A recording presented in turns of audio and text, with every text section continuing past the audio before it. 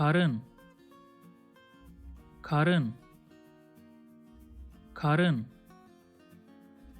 Anne, karnım aç. Anne, karnım aç. Anne, karnım aç.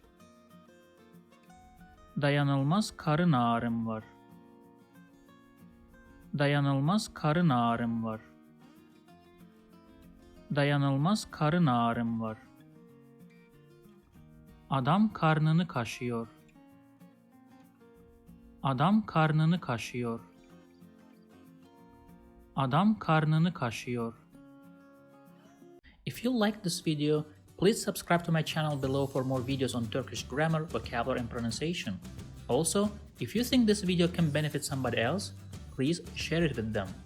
Last, if you have any comment or request, please provide your feedback in the comment section below and I'll do my best to respond as soon as possible.